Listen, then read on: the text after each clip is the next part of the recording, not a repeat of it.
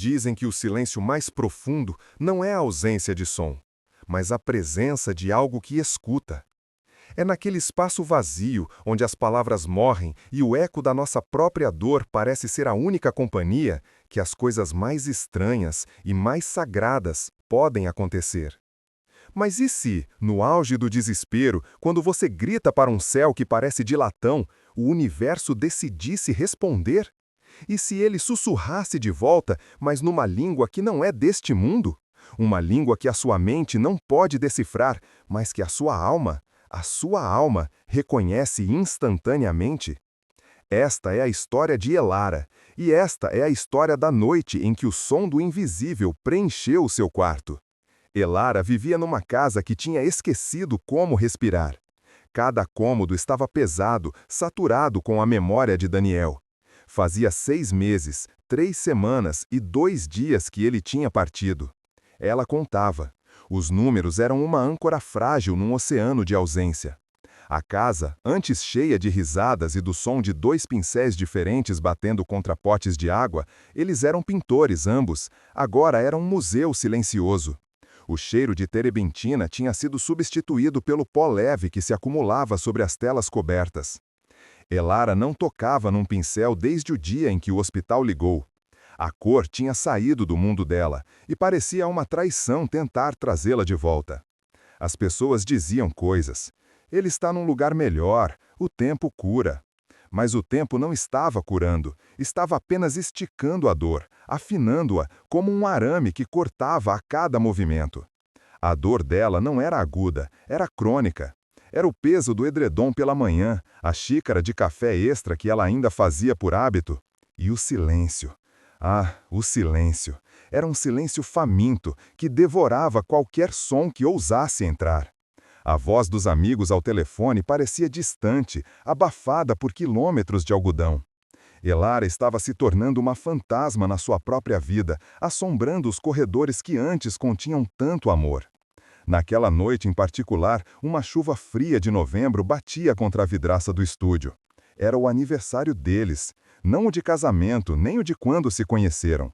Era o aniversário da primeira pintura que fizeram juntos. Uma tela caótica e vibrante que ainda estava pendurada na sala de estar, zombando dela com suas cores vivas. A dor naquela noite era diferente. Tinha dentes. Elara tentou acender a lareira, mas a madeira estava úmida e a fumaça encheu a sala, fazendo seus olhos arderem. Era uma metáfora quase cruel. Ela desistiu, sentando-se no chão frio de madeira, abraçando os joelhos. O telefone estava desligado. Ela não queria palavras de consolo. Elas soavam falsas, como moedas de plástico. Ela queria o impossível.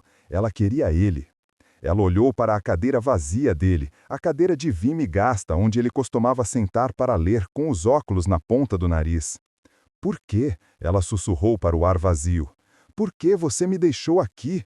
Não era uma pergunta retórica, era uma acusação, uma súplica. Ela gritou para o teto escuro, para as sombras que dançavam nos cantos. Se você está em algum lugar, se existe algum lugar, diga alguma coisa, qualquer coisa, eu não aguento mais esse silêncio. Ela bateu o punho no chão, 1, 2, 3 vezes, até que a pele ardeu. E então ela chorou. Um choro que vinha do fundo da terra, um som gutural de perda pura, sem filtro. Ela se encolheu no chão, exausta, esvaziada. A chuva era o único som, um ritmo constante de luto. E foi então, no ponto mais baixo da sua noite, no fundo do povo da solidão, que algo mudou. Não foi um som, pelo menos não no início, foi uma mudança na pressão do ar. Sabe quando você está num avião e seus ouvidos estalam? Foi assim, mas no peito dela. Uma sensação súbita de plenitude. O ar no estúdio, antes frio e cheirando a fumaça e poeira, de repente ficou doce e quente. Um calor suave, como o sol da manhã em abril, começou a emanar do canto mais escuro do estúdio, onde as telas cobertas pareciam guardiões adormecidos. Elara parou de chorar. Ela prendeu a respiração. O coração dela batia tão forte que ela podia ouvi-lo, um tambor frenético contra o silêncio que acabara de se tornar expectante. Ela levantou a cabeça, os olhos inchados vasculhando a escuridão. Quem está aí? Ela sussurrou, e a sua voz tremeu, não apenas de medo, mas de algo mais, algo que ela não ousava nomear. Esperança. O calor aumentou, envolvendo-a como um cobertor pesado e macio. E com o calor Veio a luz. Não era uma luz brilhante, como uma lâmpada.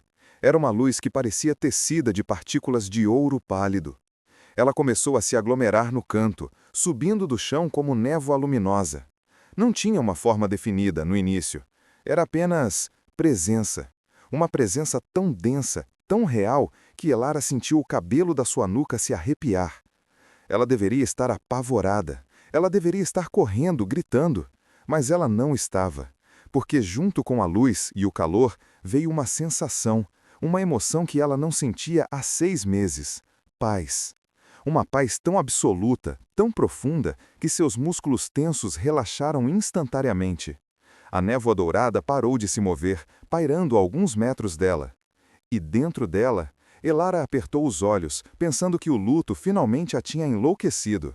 Dentro dela, ela podia ver, não uma pessoa, não Daniel, não um anjo com asas, mas algo que se assemelhava a uma silhueta alta, feita de luz líquida, pulsando suavemente.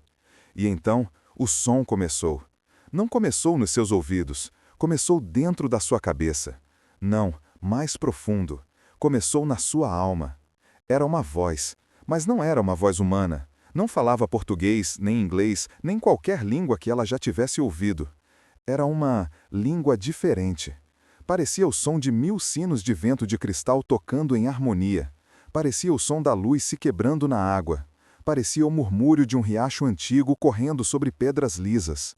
Eram sílabas que pareciam feitas de vidro e mel. Lá, Shi, Na, Kai, Ri. Eleonora Simbali. As palavras, se há que eram palavras, fluíam, subindo e descendo numa cadência hipnótica. Uma música que era ao mesmo tempo uma conversa. Elara se viu de pé, sem se lembrar de ter levantado. As lágrimas ainda estavam em seu rosto, mas agora estavam secando com o calor que emanava da presença. O medo se fora, restava apenas admiração. A voz continuou, e embora sua mente consciente não entendesse uma única sílaba, o seu coração estava traduzindo tudo. Cada som, cada inflexão musical era uma onda de emoção pura derramada diretamente em seu ser. A primeira onda de sons foi consolo. Não era a palavra consolo, era a sensação pura dela. Era a sensação de ser embalada depois de uma queda, o calor de um abraço que dizia, eu sei, está tudo bem. A língua estranha parecia dizer, eu vejo a sua dor, ela é real, ela é válida. A segunda onda de sons foi perdão. Elara sentiu um peso que ela nem sabia que carregava. A culpa por estar viva, a culpa por não ter dito mais, a raiva que ela sentia dele por partir, simplesmente se dissolver. A música de luz dizia, não há culpa, não há dívida, apenas amor. E então, a terceira onda, a mais poderosa. A língua tornou-se mais forte, as notas mais altas e a luz dourada pulsou em sincronia. Esta onda era amor, mas não o amor humano, possessivo, assustado. Era um amor vasto como o oceano, incondicional, eterno. Era o amor que ela sentia por Daniel e o amor que ele sentia por ela, mas purificado de todo medo, de toda dúvida. Era a essência do amor deles. A língua diferente não estava contando a ela, estava dando a ela essa verdade. O amor não morre. O amor não pode morrer. Ele apenas muda de forma, como a água. Elara não sabia por quanto tempo ficou ali, banhada naquela luz e naquele som. Podem ter sido segundos ou horas. O tempo havia parado. Ela estendeu a mão, lentamente. Os seus dedos tremeram. Ela queria tocar. Ela queria ter certeza.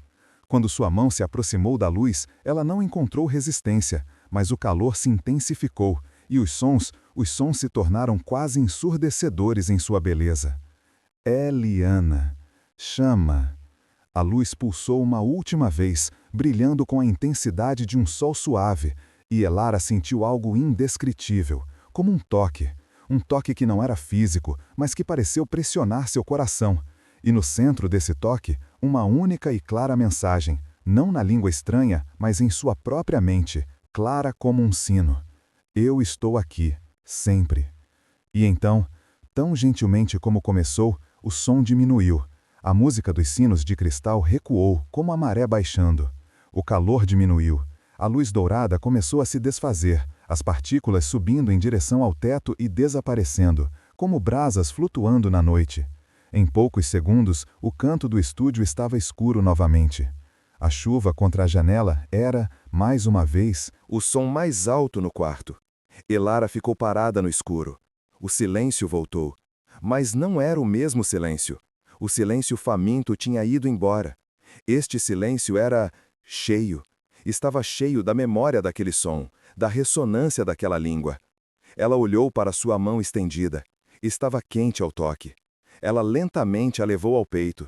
Ela podia sentir o eco daquela música vibrando em suas costelas. Ela não estava louca. Ela não estava sonhando. Ela tinha sido visitada. Ela não sabia pelo quê. Teria sido Daniel? Teria sido um anjo? Teria sido, como ela ousou pensar mais tarde, uma parte mais profunda dela mesma, falando numa língua que ela havia esquecido? No final, ela percebeu que o nome não importava. O que importava era a mensagem. A paz que ela sentiu era real. A sensação de amor incondicional era real. Naquela noite, Elara não dormiu. Ela foi até a tela coberta na sala de estar. Ela puxou o pano. As cores vibrantes da pintura que fizeram juntos pareceram olhá-la de volta.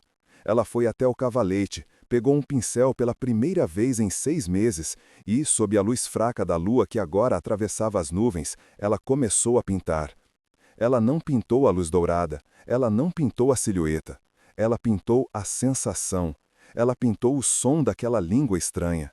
A vida de Elara não se tornou mágica da noite para o dia. O luto não desapareceu. A saudade de Daniel ainda a visitava, especialmente nas manhãs chuvosas. Mas algo fundamental havia mudado. A dor não era mais um buraco negro.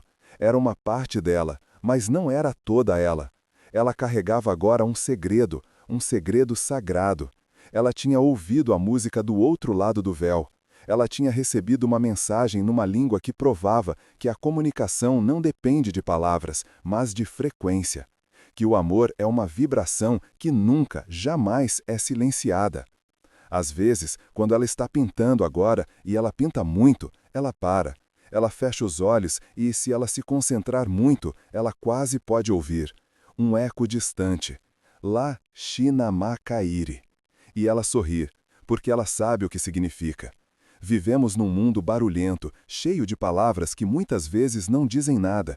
Estamos todos buscando conexão, buscando um sinal de que não estamos sozinhos nessa jornada. A história de Elara nos lembra que talvez as respostas mais profundas não venham em frases que possamos analisar ou em textos que possamos ler. Talvez elas venham no silêncio entre as batidas do nosso coração. Talvez elas venham como um calor inexplicável num quarto frio, ou como uma melodia que só a nossa alma pode ouvir. E se a resposta que tanto buscamos não vier em palavras que entendemos, mas em sons que apenas o coração sabe como traduzir? O que você acha? Você já viveu algo assim? Já sentiu uma presença ou ouviu algo que a sua mente não conseguiu explicar, mas que o seu coração entendeu perfeitamente? Deixe a sua história ou seu sentimento aqui nos comentários. Eu leio cada um deles. E se você sente que precisa de mais histórias de luz, de mais lembretes de que não estamos sozinhos, considere se inscrever e se juntar a nós. Às vezes, apenas ouvir a jornada de outra pessoa pode nos ajudar a entender a nossa própria. Fique em paz e escute.